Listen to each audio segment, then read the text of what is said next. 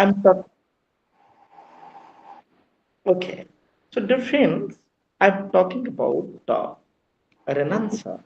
So, for your information, Renaissance exactly we mean a period, a phase of the human life, here particularly it was started in the Europe.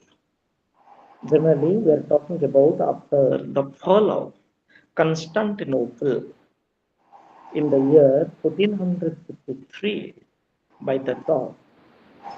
So after that, for your information, Europe or the Europeans noticed a new league of life, new thought, new horizons, new interpretation, new approach. And when we are talking of the Renaissance, exactly we mean Renaissance means, for your information, in 11th, we may talk about to 17th century. Renaissance means a revival of literature. Renaissance means new thought. Renaissance means new approach, new interpretation. Particularly, for the first time, the individuals could able to think anything, could accept anything. It was on the basis of, for your information, on the basis of the new thinking, scientific temperament, scientific approach. This is called, for your information, the Renaissance. Exactly, we are talking about it. And whenever we talk of the Renaissance, it means it created after the fall of the Constantinople. The Constantinople was famous for the great scholars, the poets, the philosophers, the scientists, the playwrights, the dramatists. So after the fall of the Constantinople by the Turks, what happened? So the people, the scholars, they migrated to different parts of the Europe, and more particularly, they are concentrated in Italy, they're concentrated in the ancient Greece. And ultimately, if people say that, we came to know that the scholars, they started to write, started to interpret the society in the age of the scientific temperament that we must keep in mind. And as a result, we notice that in between 11th to 17th century, we came to know that many medieval schools and universities developed. You may talk the Romanesque Roman art. You may talk about the Gothic art. You may talk about the Anglo-Saxon art. Also, you can talk about the Viking art, Islamic art, and the medieval architectures also developed. Like I may talk about the Gothic and the Islamic architecture, Islamic literature, development of the science and the technology. That we must keep in mind, dear friends. Then we are talking about, dear friends, the in case of the Renaissance, we are talking about it, that the different parts we are going to discuss. So, difference when we are talking about the 12th or 13th century, very simple to talk. At that time, the society was reached at the climax. The society was reached at the zenith of the Middle Age, particularly the reasonings. The reasonings we may talk about the development of the new thoughts.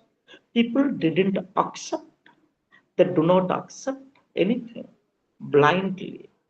They accept anything with the application of knowledge. That we must keep in mind, dear friends.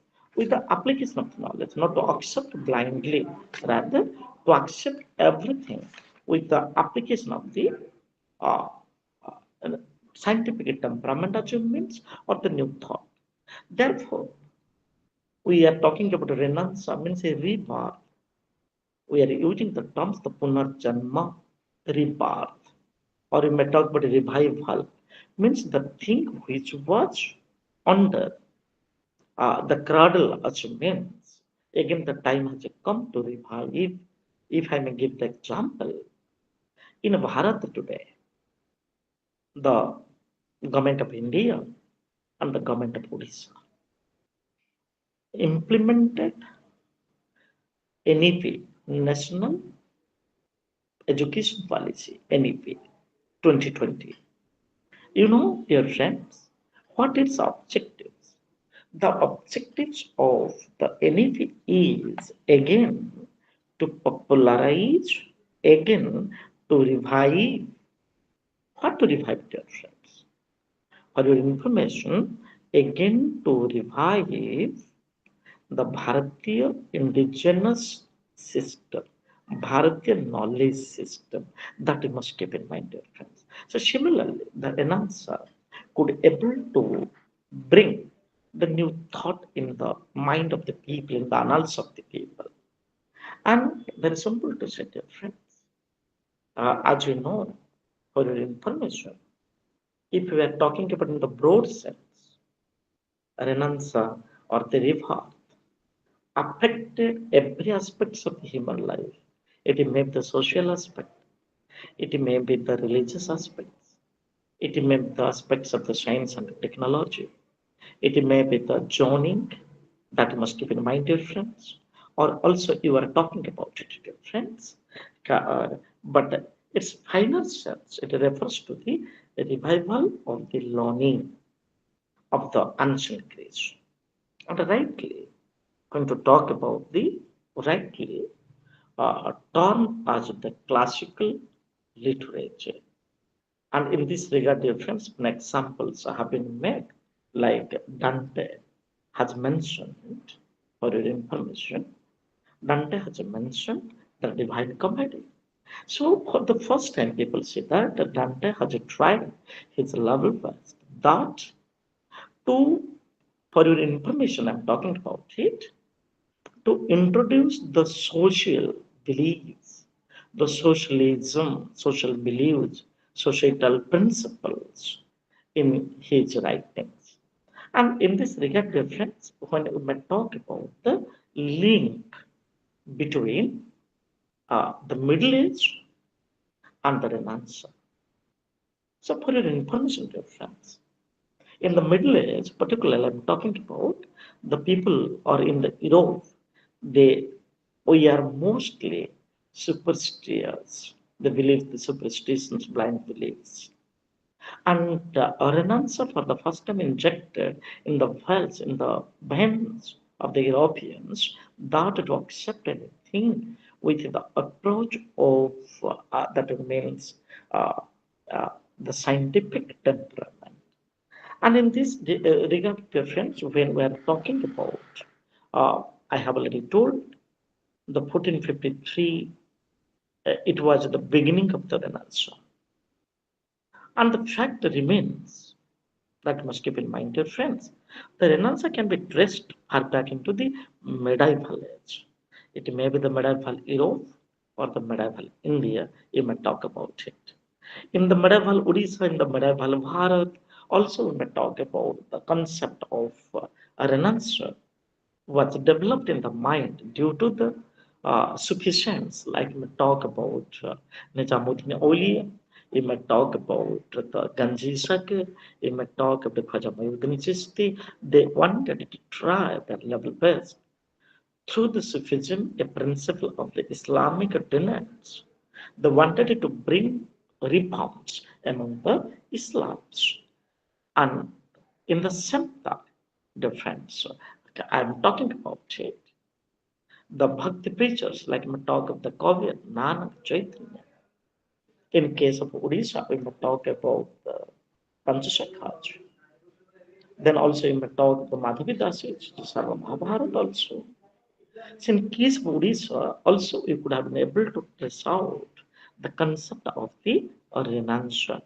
And dear friends, when we may talk about the uh, Renaissance, how it could possible? Renaissance is not an accidental. And for your information, dear friends, when we're talking about the history, particularly in the history, each and every event is not an accidental. That you must keep in mind, dear friends. In the historical, in the pages of history, that you must keep in mind, dear friends. Historical events are not unaccidental. It comes through a process. What a prakriya. How far we people are not come in a day. Rome was not built in a day. That is the tagline when to talk about the history is concerned. So Rome was not built in a day because it takes years after years. Therefore, historical events are not an accidental. We may say that it comes through a process. Similarly, Renaissance was not an accidental. Renaissance comes through a process.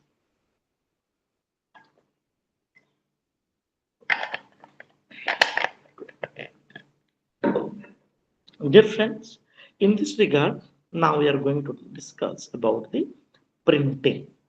Certain factors leading to Renaissance. I told you Renaissance is not accidental, it is a process. So we are talking about the first factor, the factor called the printing press. So dear friends, everybody knows in 1454, the German scientist, he was none other than Gutenberg, John Gutenberg. So the invention of a printing machine was the unique achievement which, for your information, as one of the struck open and it opened a new vistas, new ideas for reading, writing, sharing, expanding, expressing the knowledge of yours. We are here what I am communicating with you people. I am communicating with you because of the printing machines, available the books, the enormous books, papers, newspapers, journals, periodical magazines.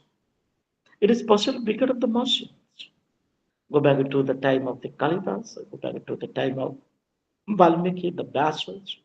At that time, there was no printing machine. As a result, the book was not what today the books are randomly available. At the time, it was not. And prior to these momentous achievements, books were merely handwritten manuscripts. I have already told, even if we were talk about in case of Odisha, the Achyutananda Das, Balaram Das, Rashamta Das, what the Odishan writer, Sarala Das, even Dinakrishna Das, Rasakal, what they have developed in Odisha. It was the handwritten and on the palm leaf, Talapatra. It may be the Bhujpatra. That we must keep in mind, friends. And from this point of view, I am talking about it, dear friends. The printing machine plays a very vital role, and the credit goes to the John Gutenberg in 1454. John Gutenberg of Mainz, for the first time, printed book. He developed the machine and printed the book, and it was known as the Gutenberg Bible. So sometimes the Gutenberg Bible is the first hand, the printing machine in the world in 1453, and prior to the 1454, there was no printing machines. So it was one of the major cause, and as a result, dear friends, due to the printing machine, gradually the the books started to publish in a large scale, and it could reach the millions nook and corner of the world. And ultimately, people see that very simple to say when the printing machine, or if people can go to Jobra of Khapuria, there is the government press. And in that government press, there is a museum on the printing press. Very simple to talk to friends, go back to 200 years back. ଆପଣ ଯଦି 200 ବର୍ଷ ପଛକୁ ଚାଲି ଯାଉଛନ୍ତି, just 200 years back, in Odisha, the printing machine was a manual. It was not a machine what today you all have gone through to the different presses of India, presses of the world in the Odisha too. So in a night, we could able to produce the lakhs of the printings, which was not possible 200 or the 500 years back in case of Odisha, Bharat, or even talk of the world. And the people see that I'm talking about the pioneering effort uh, of the John Gutenberg provided the tremendous thrust to the ongoing process of the Renaissance. So Renaissance became possible because the people could have been able to know what is happened and how far the fact is judicious. That is important. That cannot be relegated, that cannot be neglected, dear friends. And in this regard, dear friends, later on we will talk about the William Caxton introduced the next generation of the printing in the year 19 in the year 1476. So 1454 in the year 1476 the Caxton he introduced the another one. An invention of the printing machine opened the new avenues, new era as far as yeah, we may talk the Renaissance is concerned.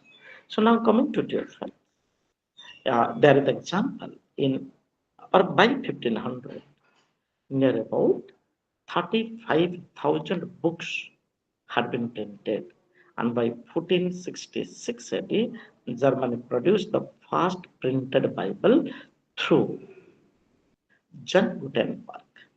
And towards the 15th century, the Bible was translated into the Italian and the French.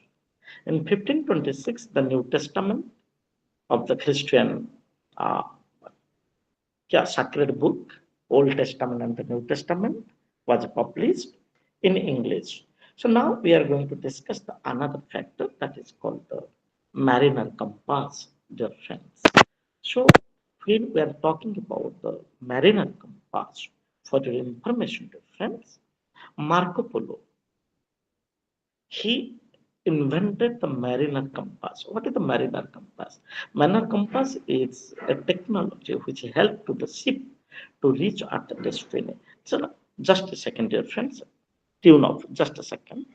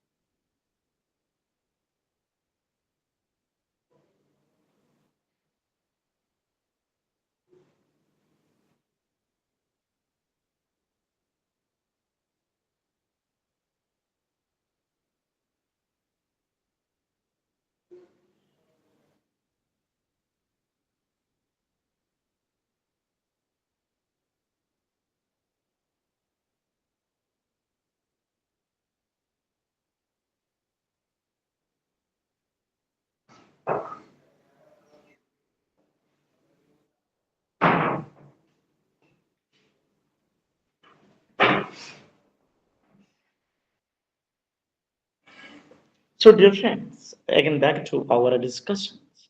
So, for your information, we are going to discuss about the mariner compass.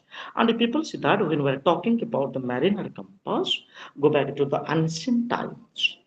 So, the Chinese civilization or the people of China, they first invented the mariner compass in the ancient world. And whenever we talk about in the medieval times, the Marco Polo invented the mariner compass. And through that compass, The people could able travel one place to another with the sea, number one, and it influences to the mariner influences to Renaissance. The reason is here, if people see that through the mariner compass, what happened? The traders, the travelers, that you must keep in mind. The traders and the travelers, they travel one place to another. It is a fact difference when we are talking about Columbus came to India in 1492. The same thing we may talk about the Vasco da Gama came to India in the 1498. So it is possible, it became possible due to the Marco Polo's mariner compass. And as a result, the Europeans could able to reach out the different destinies, the different destinations. And as a result, they could able to strive the new horizons, new thoughts. And it is the fact, dear friends, I am telling you, if people could assemble and could assimilate yourself with others, you would enhance your knowledge. What happened to the Europeans? It is another factors. So now we are going to discuss about the third factor, that is called uh, the multi-dimensional movement which began in Italy and other aspects. So it is the factor difference. And I am agree with that. When I'm talking about Renaissance was the outcome of the multi-sided movement. How to talk about it? Why movement? Movement's objective is to bring reforms, reforms in the society, reforms in the mind of the people. It is a fact difference.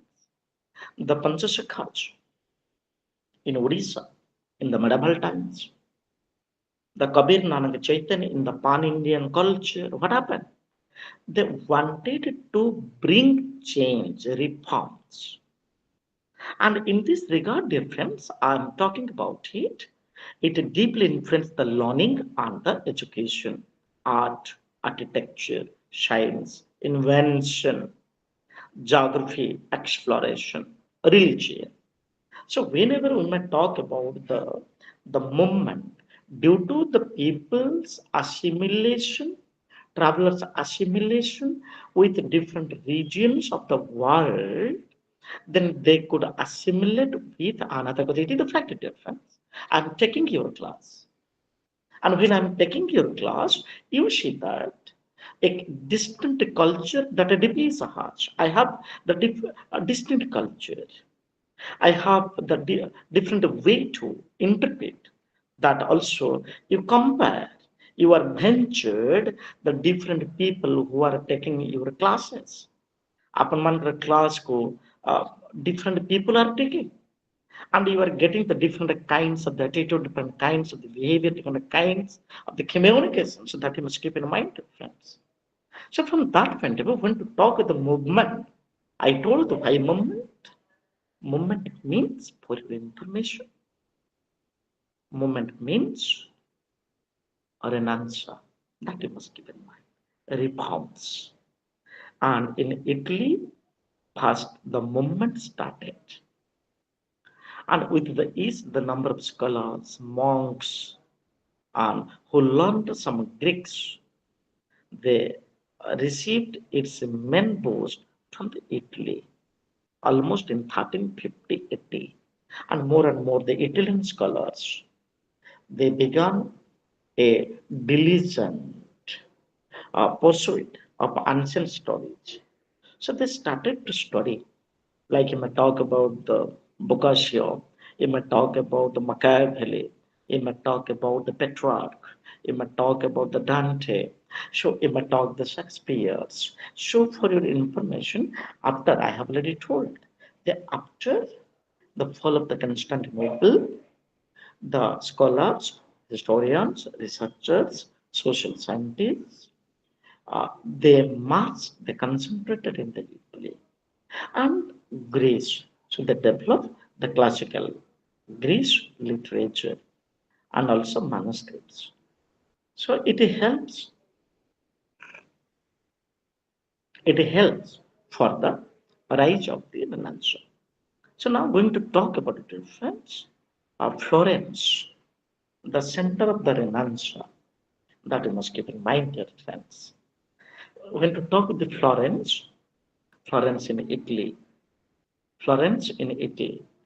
and Florence was the most beautiful and the wealthy city of Italy. So Florence was combined with the property, the finance, prosperity in one hand, other hand.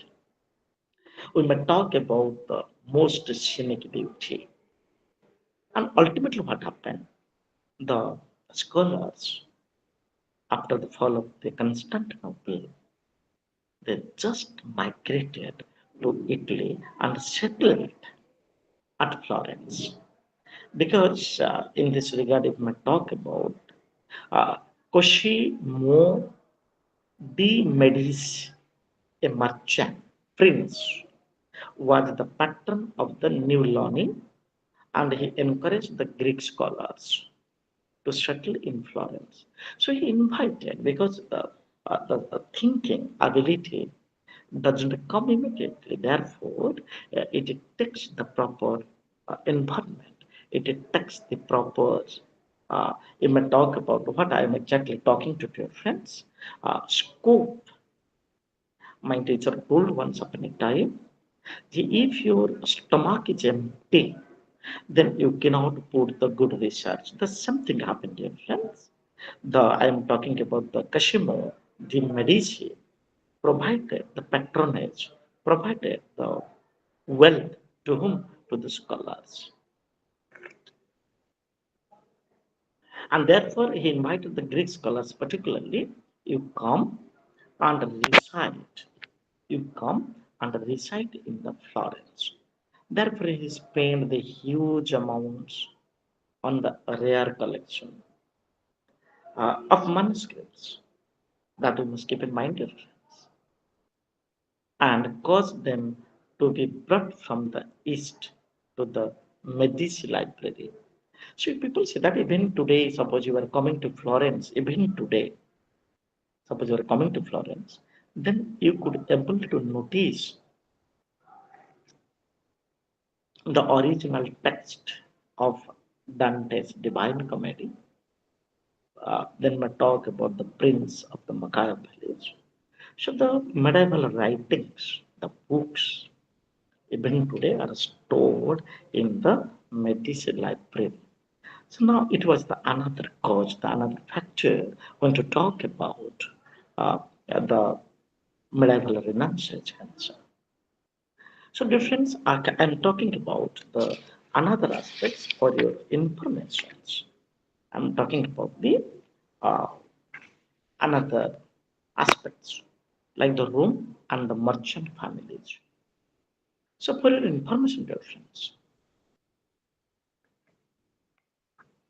Rome has been considered as the second Florence.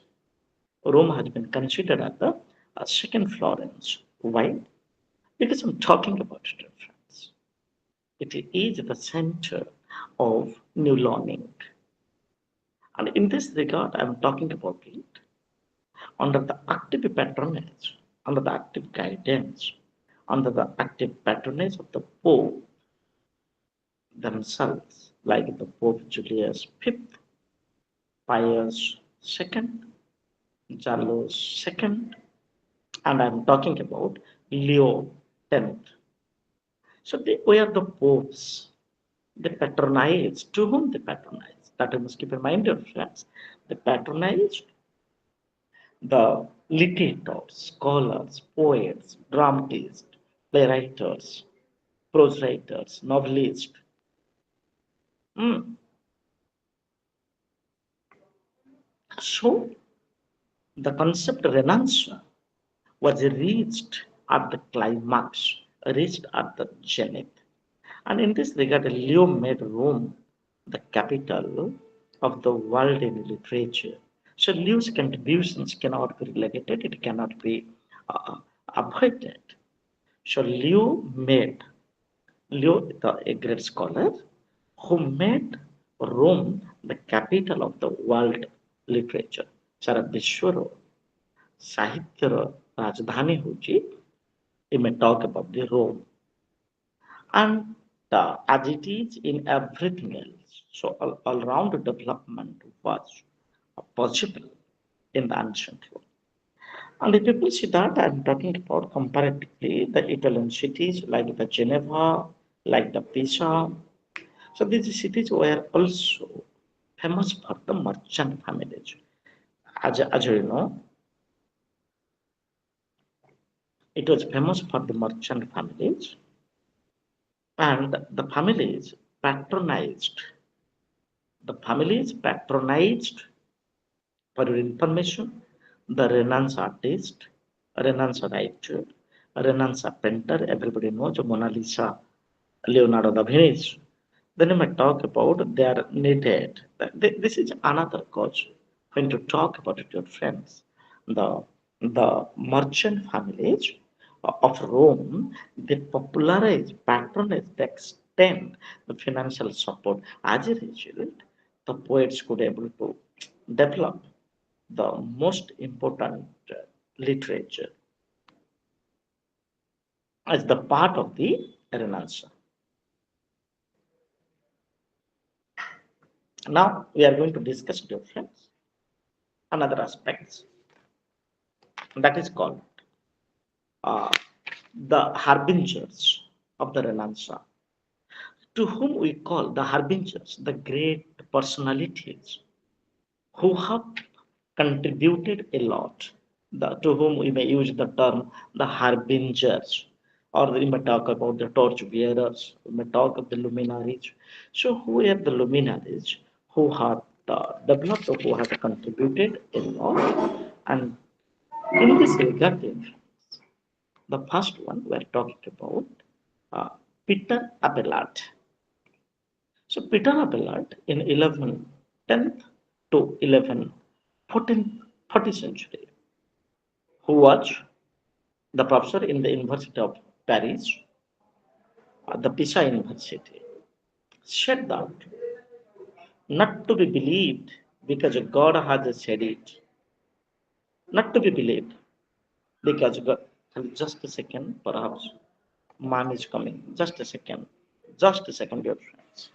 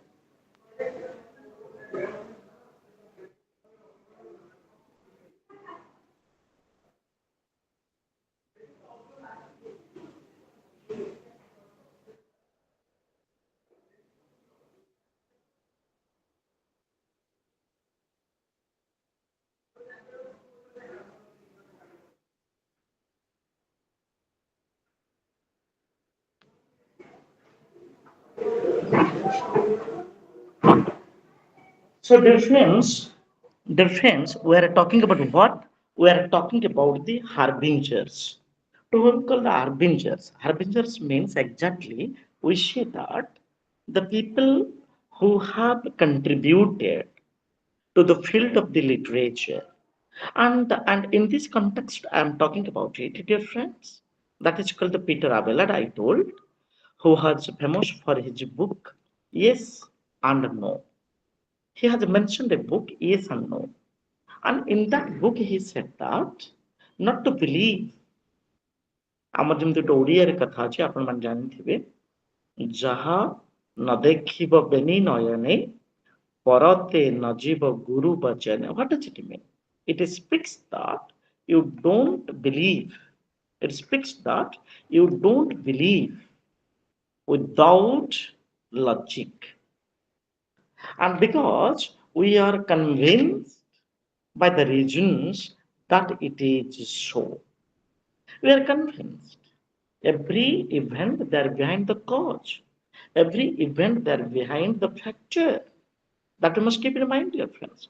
And it was possible, for your information, it was possible because in the medieval times there was the medieval orthodoxies. In the medieval time, there was the medieval orthodoxies. That you must keep in mind. Medieval orthodoxy means, if people might have gone through what Voltaire has mentioned. The Voltaire has mentioned that in the medieval time, the medieval law, the churches are the den of the superstitions, andhavishwas, kusanskar. Tankar Peter Abelard says, don't accept anything. Even if ye people, the Swadhin, Rachana, Utkalika, ye people also, you may not accept anything without application of your logic, without application of your scientific temperament, that we must keep in mind, dear friends. And in this regard, I'm talking about the contributions of the Peter Abelard is taken into the account. Now, coming to dear friends, Roger Bacon. I'm talking about the Renaissance ideas that we must keep in mind, dear friends. Roger Bacon, 1214 to, for your information, 94, the time span. And he was the professor at the Oxford University, made blood and vigorous appeal for a fair use of the powers of the human reasoning. If people use your reason, don't accept it. If we are talking about the Sraddha, we all accepted Sraddha. We all accepted the puja. We all accepted the rituals. But sometimes, or are we asking ourselves, ଆମେ କେବେ ଆମ ନିଜକୁ ପଚାରିଛନ୍ତି କି? Are we accept ourselves? ଆମେ କେବେ ପଚାରିଛନ୍ତି କି? For your information, regarding the why the Sraddha is, why the rituals is, why the puja is. So that is, Bacon says that every individual has the power of reasoning. Reasoning means application of the scientific temperament and not to accept anything without logic. And in this regard, dear friends, I'm talking about that. He said that man is free to work, scientifically oriented, and he talked of machines and ships without oars, which sounded like the fantasies to the closed, superstitious medieval mind. ସେ କହୁଥିଲେ ସେ କଥା.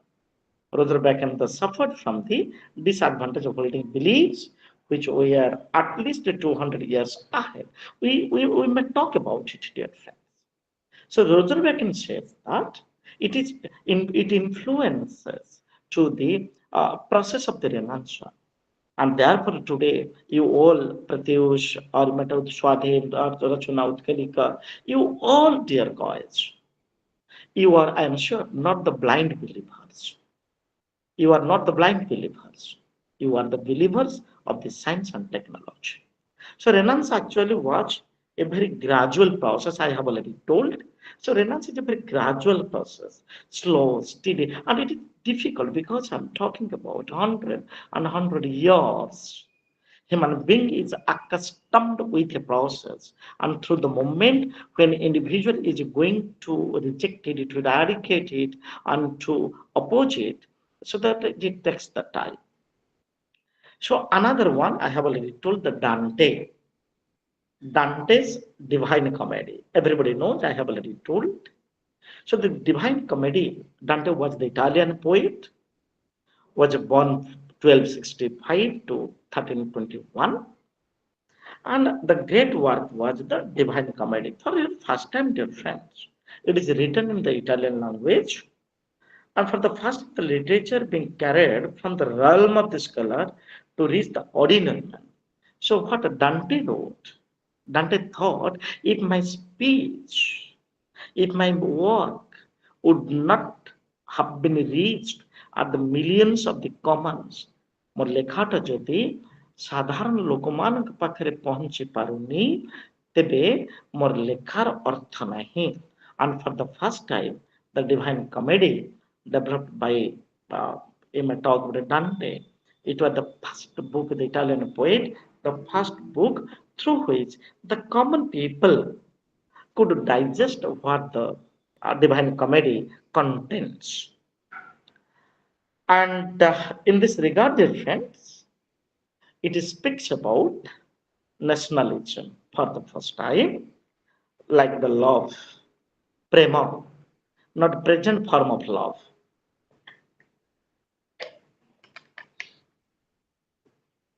So, dear friends, for your information, Dante says in his Divine Comedy, he emphasized the love, patriotic love, love for country, love for oneness, love for nature, and this is called the new patriotism.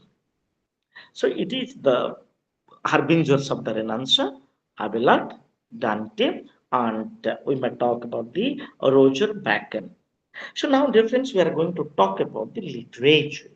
For the first time, the people of Europe could have been able to publish and in contact with literature. That literature contains a humanism. So it is the fact, dear friends, go back 200 years, 200 years, or 500 years back, or the 1,000 years back. I'm talking context to the Pan Indian culture. What you see, you could able to notice that for your information.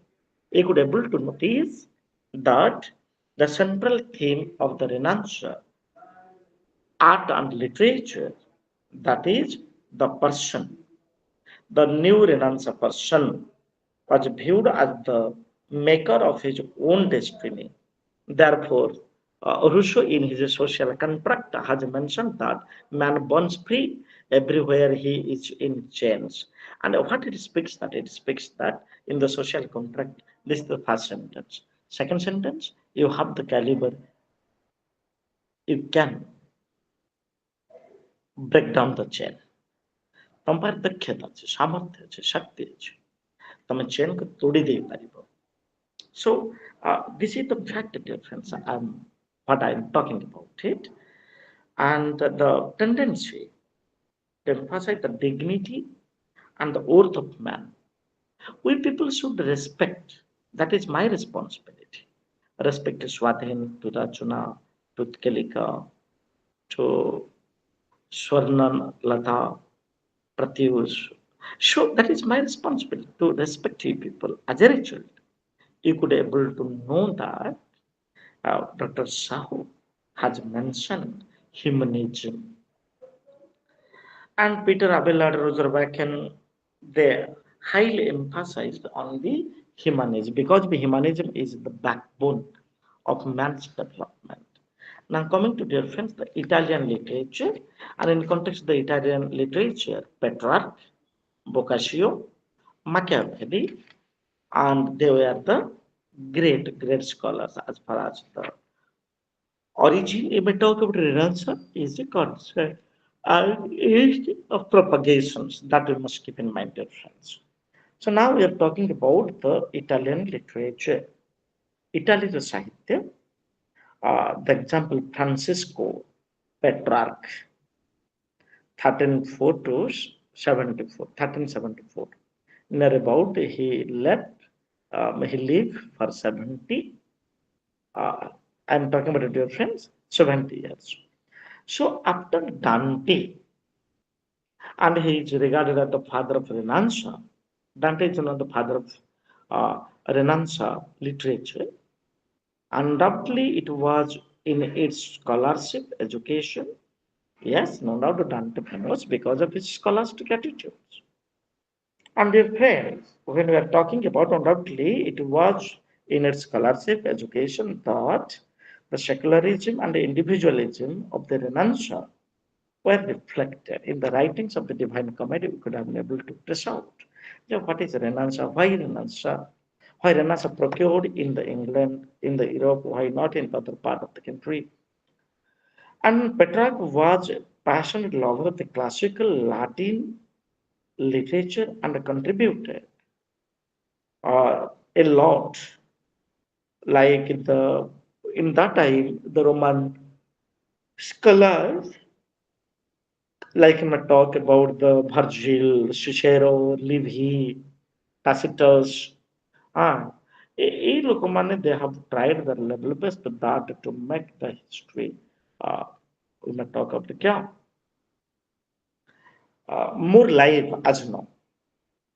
So classification of the Renaissance literature was now broadened with the inclusion of the Roman classical literature.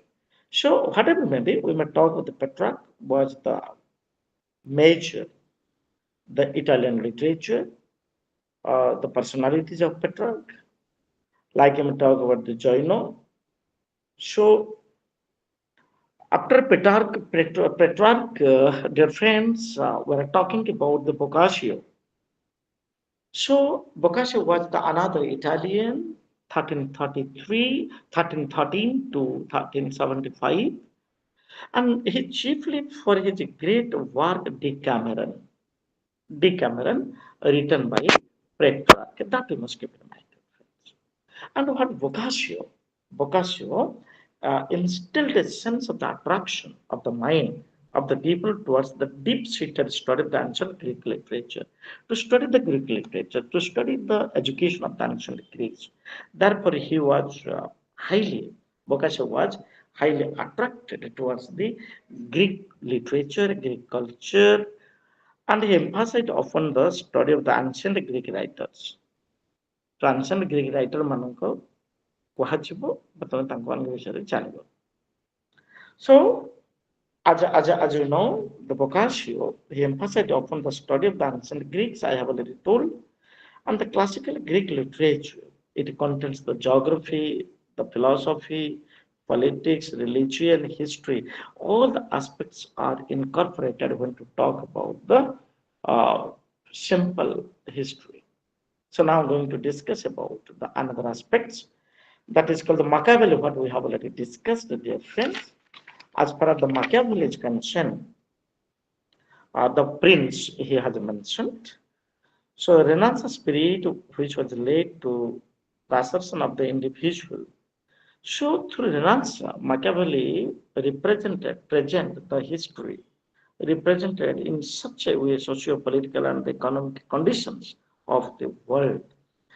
And the view of the statecraft, said in what I introduced question in the prince, the statecraft, as DPS is concerned, I have some sorts of responsibilities to take care of the Sonalata, Prayans, then Archita, Utkalika, OAC. So that is my responsibility to take care of yours. And the view of the statecraft with all its accompanying drives of force and the flood. And for your information, dear friends, the prince contains the masterpiece of the political science and it dreamed a united Italy by whatever means possible. So Italy, right now Italy, all part of Italy is not, all part of Italy is not under the purview of the present, uh, we might talk the walls. But for your information, when we are talking about the Machiavelli, the French, it is the magnum opus, it is the best work. Next, coming to the German literature. So, dear friends, when we are talking about the German literature, Martin Luther King, everybody knows.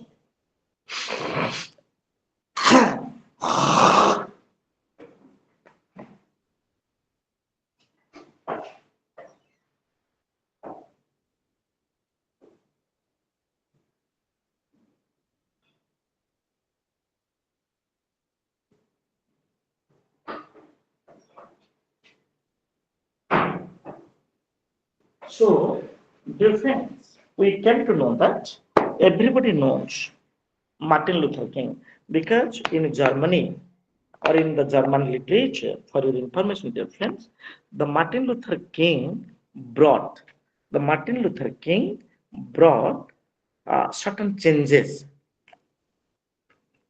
The Martin Luther King brought certain changes in the Renaissance and who translated Bible into the German language.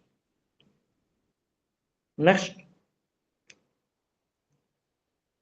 Spanish literature.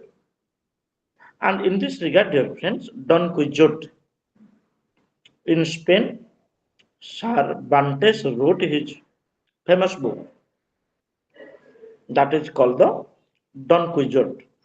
I remember, dear friends, when I was in plus two, ଯେତେବେଳେ plus two ପଢୁଥିଲି, I have gone through the John Quixote. Very interesting. It was taught by Rina Maharana. So, dear friends, in this work, he has tried to give the life and the works of the knights and their chivalry. How far the knighthood was possible, that we must keep in mind. Number one, and number two, for your information, the book Don Quixote says that what it speaks how the knights are prepared, number one, and how the knights have proved their chivalry, their power. So that we must keep in mind, dear friends. So next one is the Dutch literature.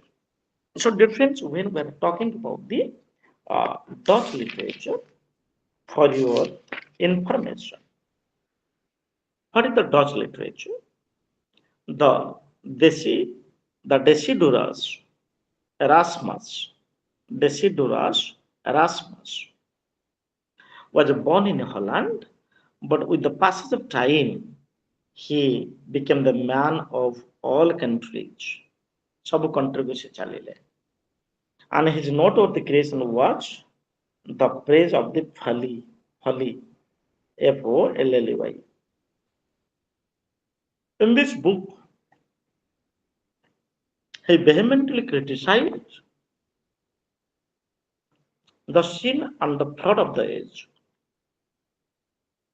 Sin means the papa, and fraud means cheat. So in the medieval time, we must keep in mind, Erasmus has tried to criticize in his book. The book was The Praise of Folly. It was the book. And he stared the ignorance of the writers of his age and advised the youth move away from the influence of the such people. It am देखिबो, the people, for your information, the people who do not know the reasons, the people who do not know the logics, or the people who are blindly accepted in fact, you don't accept that kind of the people. It is directly instructed by the Erasmus to the people, and strongly oppose the bloody wars. Yes, you may talk about in the First World War, Second World War, the wars are there, but Erasmus was not in the support of that.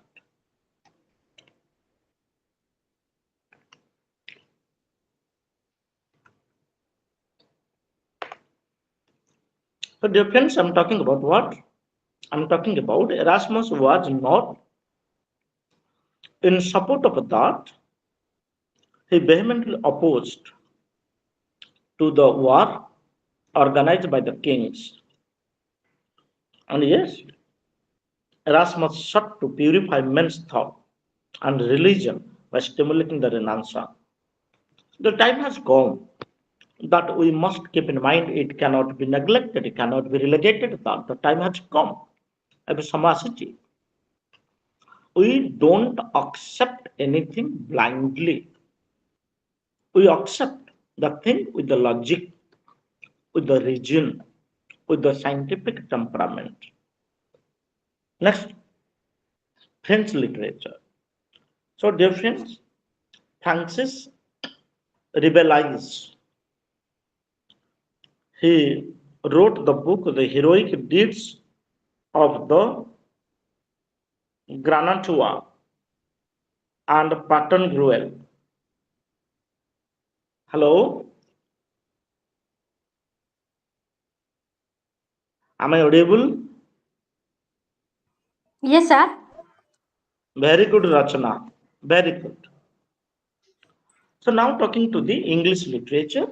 In the English literature, everybody knows the Shakespeare, or you may talk about England, was also influenced by the spirit of the Renaissance, and the country witnessed the advent of the literary genius. Like you may talk about your friends, lots of books have been published by the Shakespeare, William Shakespeare. I'm talking about that not only made.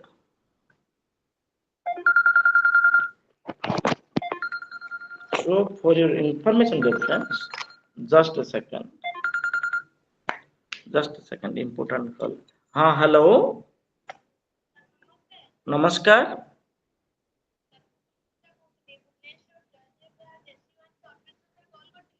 कौन ପାଇଁ कौन ପାଇଁ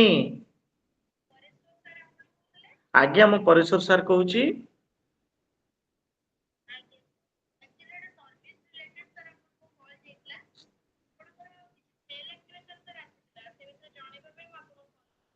କଣ mail activation ଆସିଥିଲା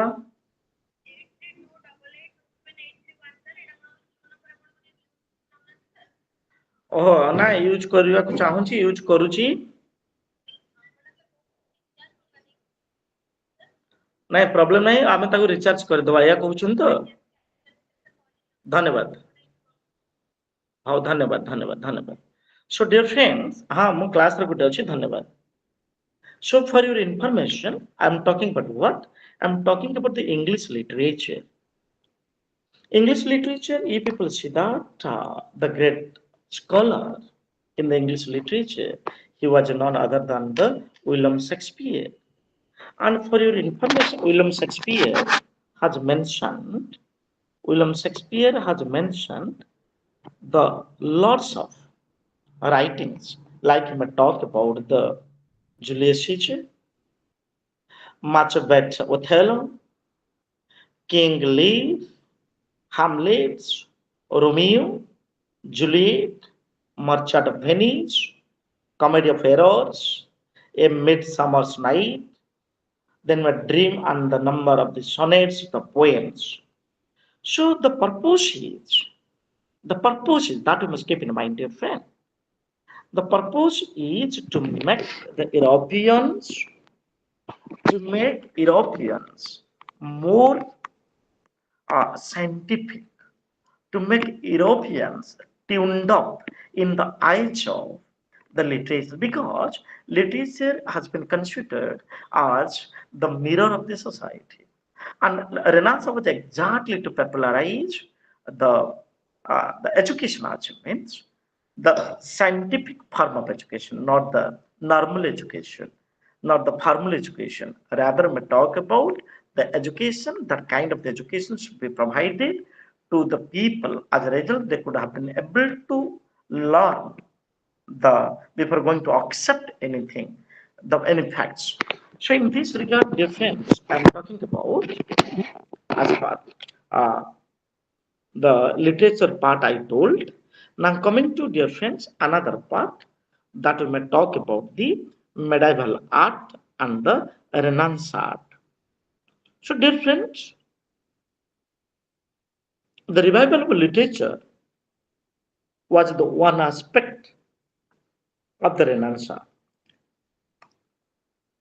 and at the same time, artistic energy was also popularized, also flourished, and the Renaissance spirit was not only reflected in the literature but also reflected in the Renaissance art. The new spirit stimulated to the main to the people of the Europe only because of the people could have been able to express their thoughts, their ideas, or you may talk about he has emphasized on the spirit that you must keep in mind, dear friends. And it is the fact when we are talking about the spirit of the beauty was the outcome of the medieval literature.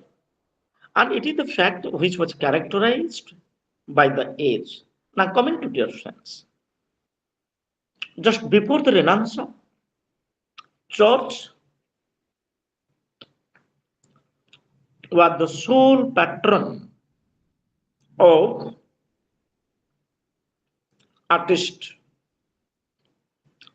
and it encouraged to turn to the subjects other than the traditional biblical themes of the Middle Age. But for information difference, if we are talking about in a stark contrast to the medieval painting that of the Renaissance projected for the first time light and shadow.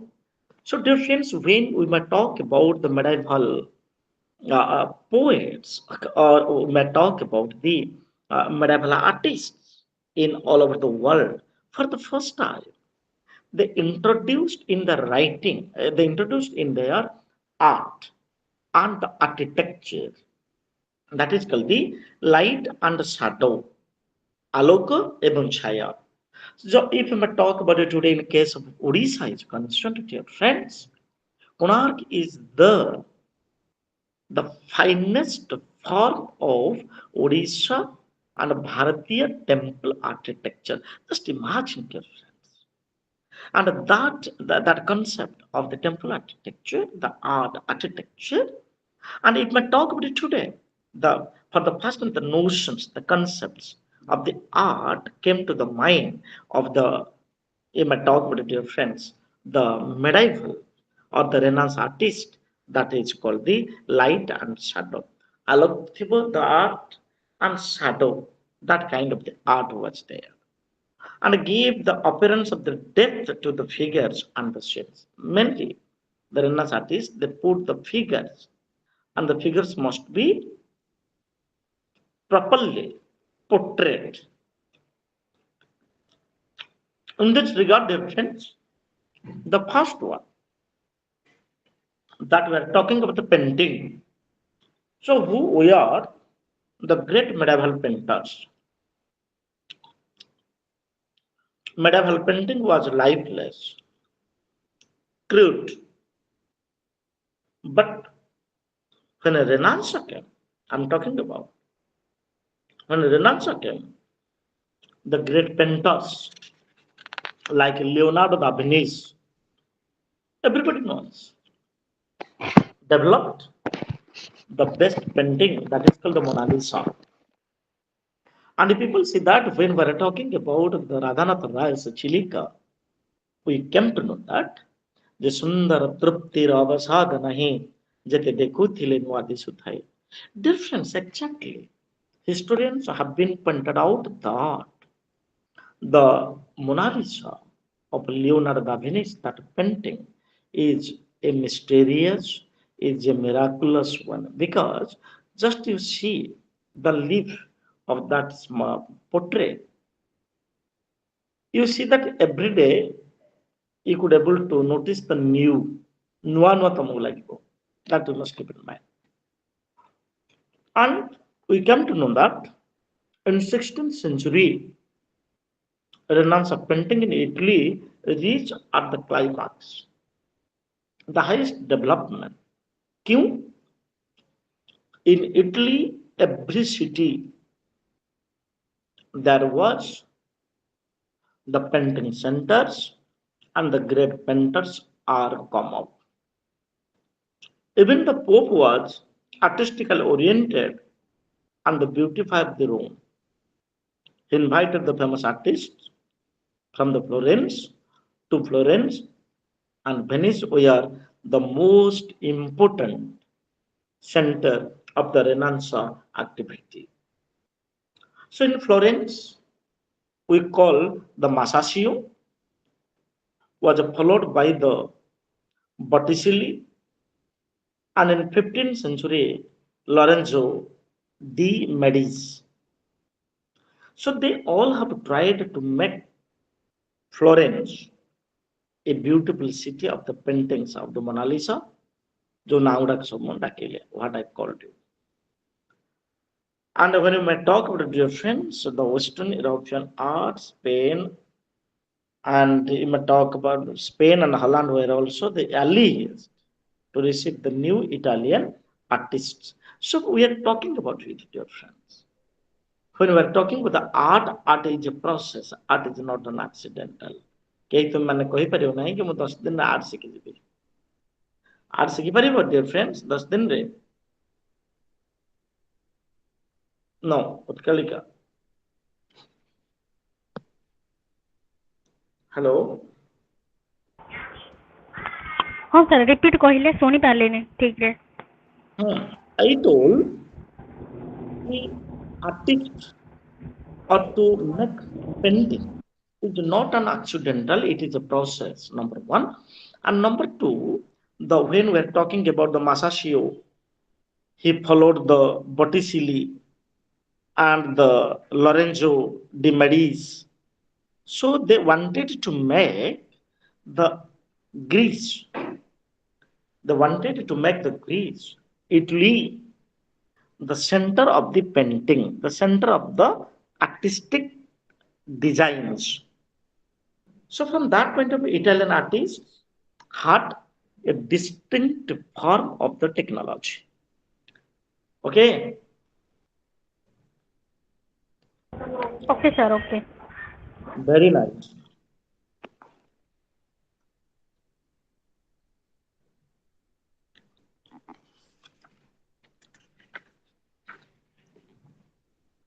So dear friends, in this regard, we want to know the another aspects that is called the sculptures of the Renaissance.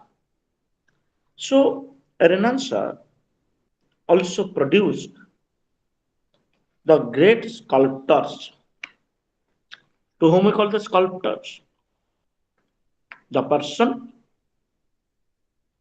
who are engaged in carving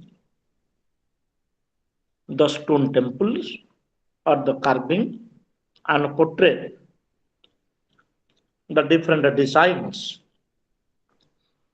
Therefore, we may talk about the painting and architecture, sculpture. So all are combined in the Roman art. And if we may talk of the Roman deities also influenced by the medieval as well as the Renaissance artists. And in this regard, uh, Donatello, Donatello was the great sculptor. He went straight with his mighty chisel to the original sources, to youth and the manhood and the love of the living. So, Lorenzo, Michelangelo, Benvenuto, Cellini, course Lorenzo Ghiberti were the important sculptors for your information difference of medieval Europe. Then we are talking about the architecture. Regarding architecture, you can notice the Cathedral of the Milan, the palaces of the Florence, Venice. So here we could able to notice in the Europe, more particularly in the Florence. Now coming to the painter, sculptors, and the architects.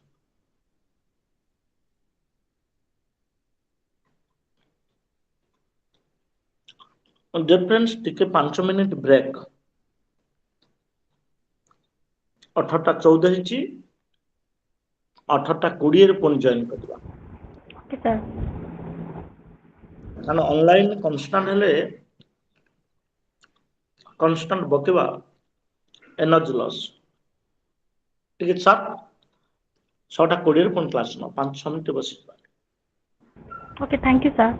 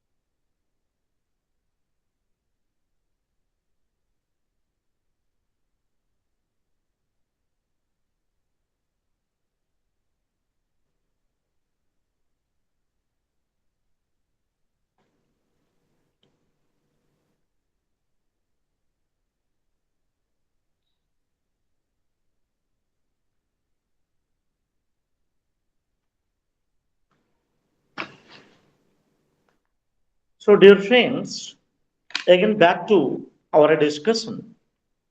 That the discussion is made regarding the sculptures we have discussed. And in this regard, Renaissance also produced a group of painters, sculptors, architects. So Renaissance paintings, we may talk about the sculptures and architectures are immortalized. It is immortalized because of the large number of the uh, uh, painters, or you may talk of the sculptors, you may talk of the architects. They became expert. They became expert, and they wanted to excel their thoughts.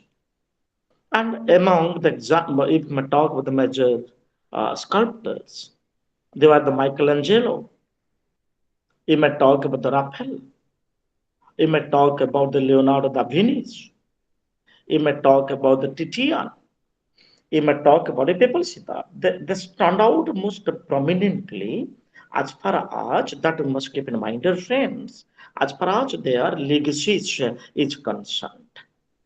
And Raphael and Titian, they were the great painter. And Michelangelo, everybody knows, the versatile genius who excelled in the painting, sculpture, architecture. And as a result, the Mona Lisa is the outcome of the Leonardo da Vinci. And historians have been pointed out that the Mona Lisa smile, the leaves of the Mona Lisa, is a mysterious one. Every day people want to see it. The leaves, the smile appears in the new horizons. Now I'm going to talk about the difference among the notable scholars I told. One is the Leonardo da Vinci in 1452 to 1519. He was astonishing versatility. He was the man of astonishing versatility, the man of the genius. Why I'm talking about it, friends? It was at once he was a sculptor, the musician. Means we may talk about the magnitude, the pluralistic ambience, the pluralistic strength being reflected. Okay, and we are talking about he was an engineer, a great painter too. Leonardo da Vinci was a man with versatility because he was a musician, an architect, engineer, and a great painter. So Leonardo was the first embodiment of the spirit, since he was, that you must keep in mind, dear friends. Since, as you know, he was imbued with the spirit of the scientific inquiry. He believes that don't accept anything blindly without applying your logic, without applying your cause, your reasoning, he told. And he introduced the new technique in paintings, where a picture appeared with a frontal projection. A new technique applied. If I'm sure difference when we're talking about the different teachers, each and every teacher has the own techniques. And Leonard was born, as you know, in 1452 in Italy, and he did influence, for your information, influence his time. A great personality he was during his time. And I told almost all his paintings were portrayed in a manner which, that you must keep in mind, dear friends, which could be interpreted, which could be interpreted or interpreted in many ways. And there was always a latent meaning in his picture. As a great picture painter, he always tried to put his new ideas in the painting. Therefore, go to the Raghurajpur in Odisha. The painting are most costly, the more costly the paintings. So Leonardo popularized the use of the light and shade. For the first time in the paintings of the medieval Europe or you may talk the Renaissance, there is the shadow, Last Supper. Last Supper is a painting. It is the reflection of the light and shadow, and he is tall with his the unsurpassed creation. And Mona Lisa, even today, is the inspiration for all the painters, not only in Odisha, but also in the whole world. And Leonardo's drawing depicted the human physique with all its perfections. Suppose we the people are the human beings, our physique is reflected in the paintings of the Leonardo da Vinci, and it is the high degree of the perfection. But simple to talk difference when we are communicating with others. It proves that our perfections are far it could have been able to uh, uh, soothing and elegant. Then we're talking about the Michelangelo, dear friends. When to talk of the Michelangelo, the versatility of the Michelangelo is, the Vatican City, Last Judgment. The painting of the Michelangelo, that is called the Last Judgment, and is considered the masterpiece. It reflects the excellent natural art form of the Michelangelo. And if people see his paintings reveal the optimism in man. Because optimism in man means man should not be under the shock, under the clutches of anybody, man should be high. And in this regard, if people, the last judgment is considered as the most important, that you must keep in mind, the most important painting. And Raphael, I'm talking about another person, another right, many painters of the medieval Europe, or you may talk within the Renaissance time, he was not other than Raphael. He was none other than Raphael.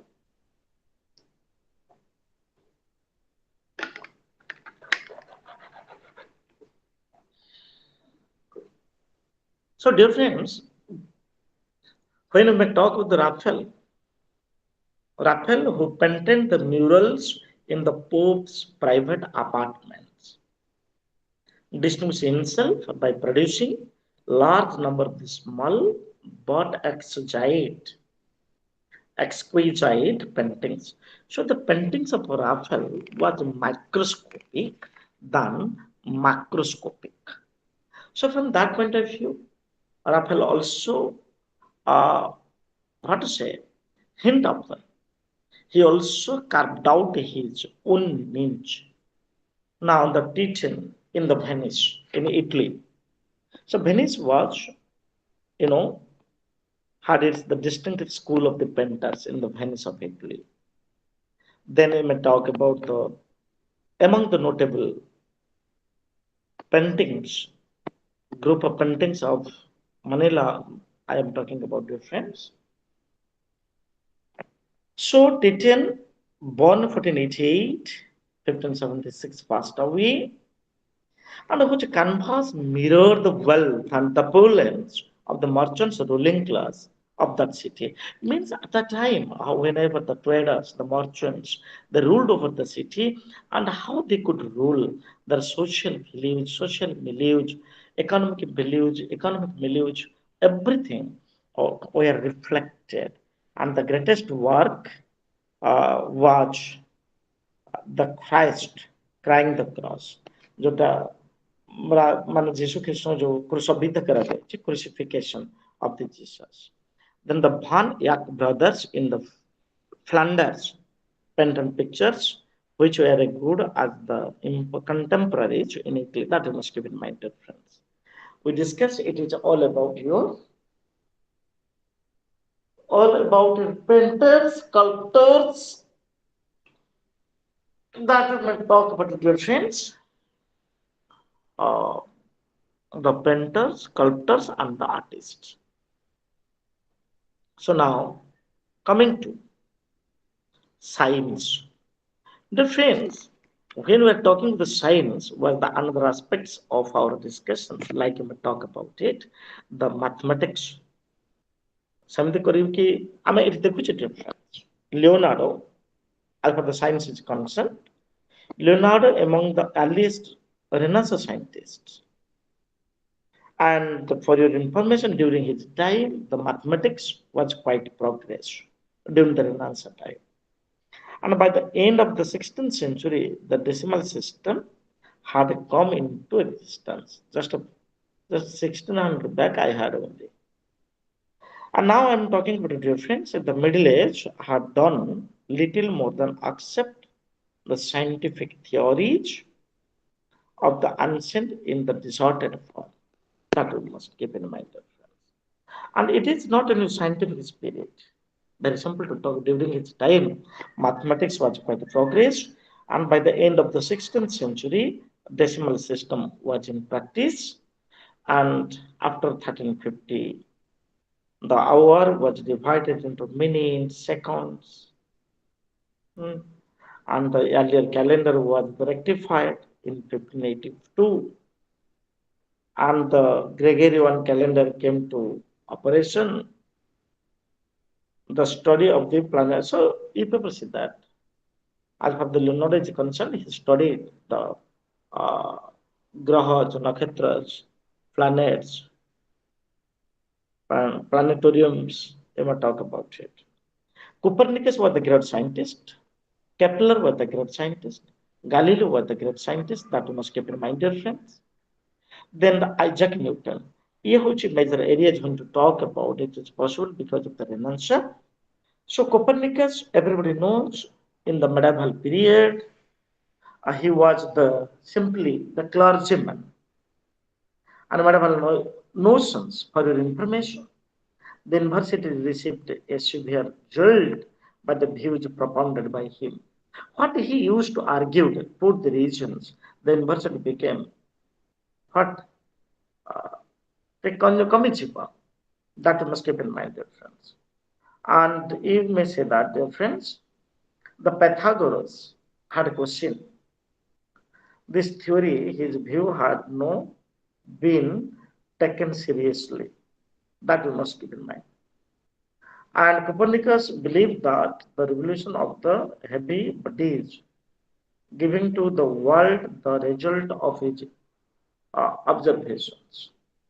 Okay, so dear friends, I think it would be better कि how we may join what the time we left ଆମେ ଯୋଉ ସମୟଟାକୁ ଛାଡୁଛେ that time we may adjust in the upcoming classes. Okay, because Okay, sir. Yes, sir. okay, any doubt you people can ask me because of my number you have any doubts you people can ask, and also you can put the questions before me. What the prashna pachara. Okay? No doubt, sir. अरे वाह, very good. Actually ମୁଁ ଟିକେ ଆଗରୁ ଛାଡ଼ିଦେଲି ଆମେ ଦୁଇ ଜଣ ପଢିବା କଥା because I am feeling exhausted. Okay, ଆମେ we may join tomorrow. ଠିକ ଅଛି? Thank you, sir. ନମସ୍କାର ନମସ୍କାର ନମସ୍କାର. Namaskar, sir. Thank you, sir. Most welcome Sasmita. Namaskar namaskar Utkal is there. Okay, Sasmita understood ବୁଝି I have joined at last, sir. That's why I can't understand anything, but I will try. I joined at last. because of my English or what the problems happen? No, no. I am not with proper content also. That's why I am not understand. Which topic is going on also, I am not able to find out that topic. That's why. Uh, But tomorrow I will let it. okay, actually, we started our discussion about the Renaissance ideas, and how Renaissance could able to, for your information, developed Renaissance could able to develop. It was not a process we have discussed. It comes through the number of factors, then the background, then we may discuss the features of the renancer, and we are reaching the last phase that is called the science. Okay, Thank you, ठीक sir. ठीक ठीक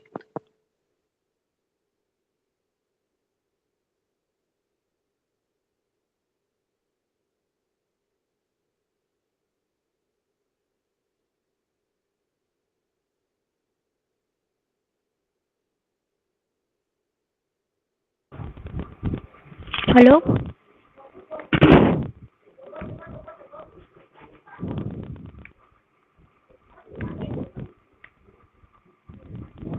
hello स्वाधीन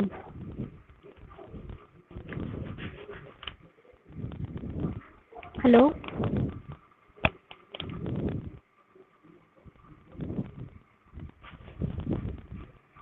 କି ଶୁଣି ପାରୁଛନ୍ତି? ହଁ ପିଲାମାନେ ବହୁତ କମ୍ ଆସୁଛନ୍ତି ସେଥିପାଇଁ ବୋଧେ କ୍ଲାସ୍ ଅଫ୍ ରହୁଛି ବୋଧେ। Maybe okay okay.